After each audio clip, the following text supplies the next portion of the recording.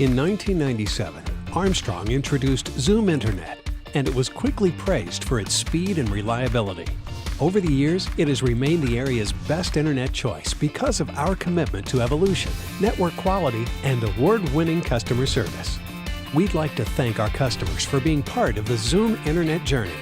2 decades of innovation from one of the nation's best service providers. The future is faster with Zoom. I'm Joe Taylor. I think many of you remember me. The guy from the cough drop box does for sure. When I was a general manager here, I came to Armstrong in April of 1996.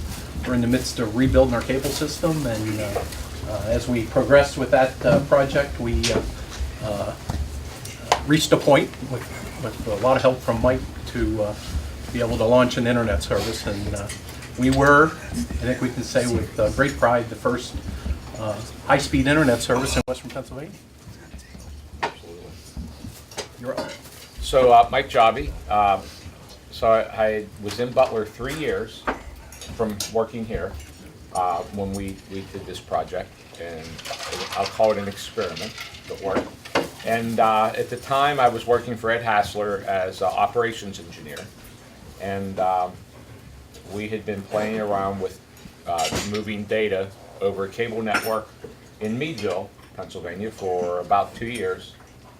And I remember one day at the corporate office going to Bill and saying, Bill, if we had $30,000 to spend in Connellsville, I think we could do what we're doing in Meadville and Connellsville and see if anybody will buy it. Bill said, let's do it. And that's how the whole thing got started. It was proprietary technology, and thank goodness everybody had the patience, Pete and everybody here working, as we kind of figured it out as we went. And it's turned into this 20 years later. So I'm Pete Reho. My role at that time was doing whatever Mike needed. That means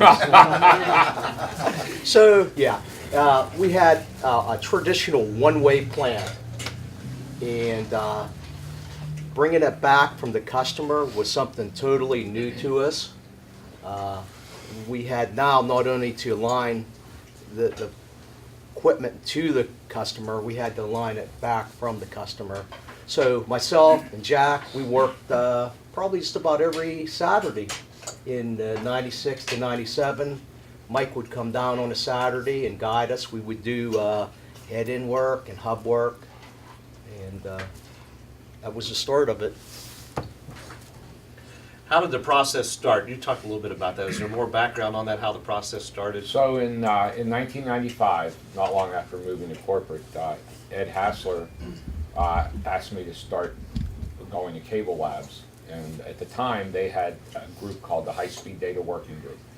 It was put together with Cable Labs members and mostly small operators. There were a few people from AT&T Broadband, predecessor before Comcast bought them, and Time Warner, and all had members, but mostly it was small cable operators, some really small. And it was this working group at Cable Labs called the High Speed Data Working Group that come up with this concept of moving data over cable. A few people were doing trials, experiments. There were 2 primary companies. One was called Land City Corporation out of North Andover, Massachusetts, and then Motorola had a system. At one point we actually looked at a one-way system that used high speed down and used dial-up for the upstream. So you could do high-speed data over a one-way network using the telephone as a return path. We never did that. We talked about it, but we waited till our two-way networks were ready. So that kind of started it all, and so you had to pick one of the 2. There were only 2 vendors. There was another one that come along but didn't get much traction. And then the High-Speed Data Working Group turned into an effort with Cable Labs, Time Warner, and AT&T Broadband dedicating people full-time, and then the vendors contributing system engineers on all working day and night at Cable Labs full-time. And they called that group MCNS, which turned into the word DOCSIS. data over cable systems specification. And it started a certification process. These modems that we were using were all proprietary modems, so they were very expensive, and there was no interoperability. One would not work with the other. And we knew if this was going to be successful, this modem that we paid $395 for each was going to have to cost a lot less. And the only way to do that is if we could get a lot of vendors building product that could interoperate together on the same network. And that was the whole premise of DOCSIS, is you started certification programs, so whether we bought them or they were sold at retail, modems would operate and interoperate on a network without, as we used to say, causing it to burn to the ground. And and that's when the standards started, and that's what really made it become a business. Is because at one point there were over 100 vendors building cable modems that we could buy from, and over time the Motorola and some of the big companies more or less took over the market because of volume that they could manufacture. But at the beginning it was all proprietary. It was all the specification for DOCSIS. Land City wrote a protocol that was adopted that they turned over, and the whole DOCSIS specification was based on a free intellectual property pool. So all vendors who contributed intellectual property would not get paid for that intellectual property, but other vendors could pull from that. So it was this agreement that Cable Labs was able to establish for this free intellectual property pool that allowed the price to drop. That way one vendor couldn't say, Land City, for example, used a protocol called Unilink that they donated, that they got no royalties for whatsoever. And that became the foundation of DOCSIS. And any other vendor that had technology that they wanted to extract from the pool, they had to contribute. And this free intellectual property pool is what allowed the price to drop in interoperability. And it occurs to this day. There's still certification that goes on in Cable Labs 23 years later, 24 years later almost, that goes through to make sure that vendors' products interoperate. It's really what turned this into a business. And you have one of those first modems with you today? I do. So we use these starting in Meadville. We built a couple community networks for the government in Medina and the Crawford Central School District in Meadville. And it was out of need. The school districts, the Medina County had a need because they had T1s. And Altel in Meadville and the old GTE in Medina couldn't barely make T1s work over their copper plant. So they come to us and said, hey, we're reading articles and stories about moving cable operators becoming data providers. And we said, well, yeah, so are we, and maybe we could do something. And we started researching, and we found this company here called Land City. Probably weighs about 5 pounds. The predecessor company before Land City, a gentleman that immigrated here from Iran before the Islamic Revolution in Iran. So in the early 70s, mid 70s, his name's Ruzbeh Yassini, and coincidentally enough, he landed in Morgantown, and actually got his double E from West Virginia University. So he lived real close to here, which is kind of ironic. When he moved here from Iran, his uncle was here, so he got out before the revolution in Iran, and he was a really smart guy.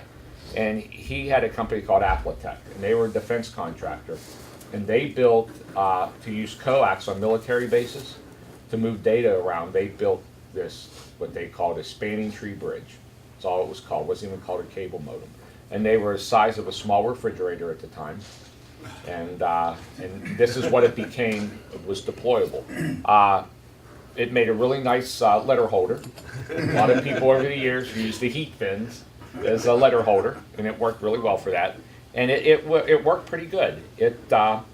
For what it did, and it allowed us to get into the business and learn. You know, as Pete mentioned, and as Joe mentioned, we were one of the first operators to do this.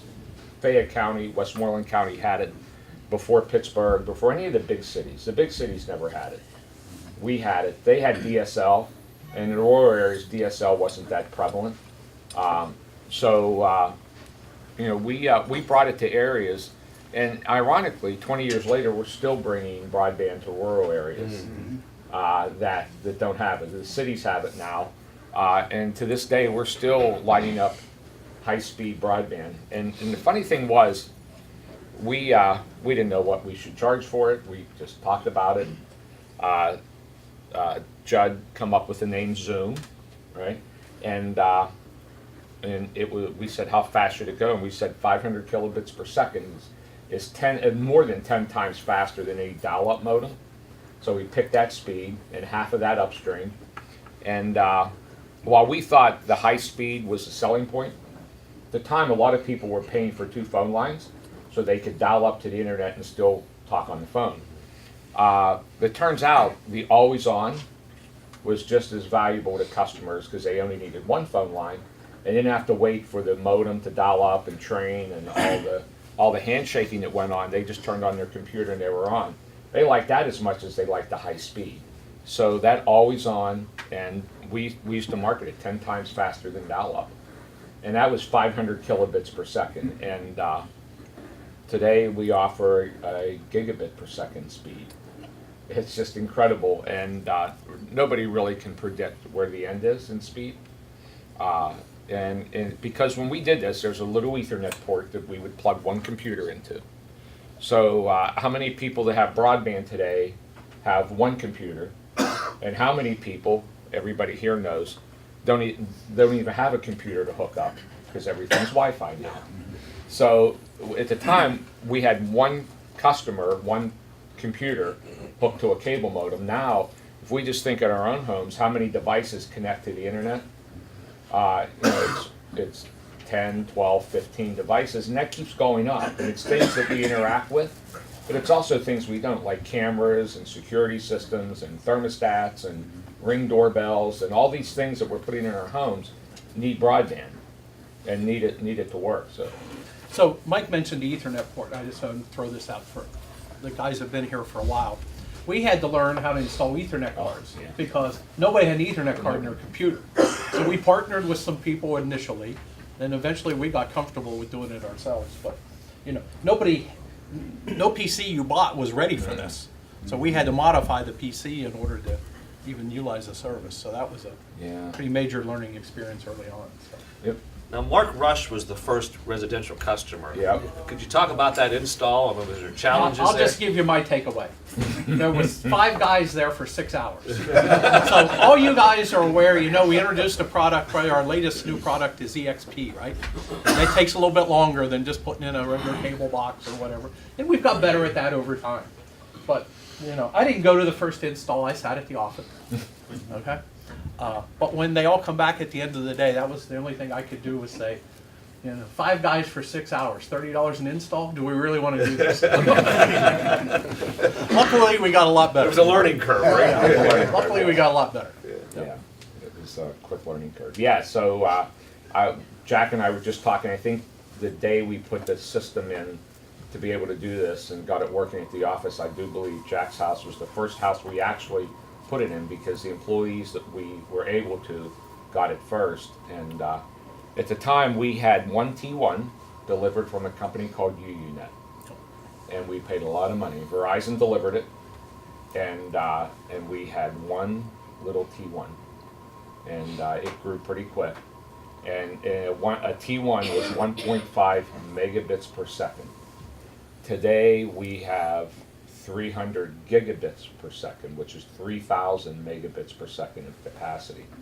So from 1.5 to 3,000, and that's just to the internet. So we push well over that amount of traffic into our network from all the video content that's stored locally on our network, and it keeps growing.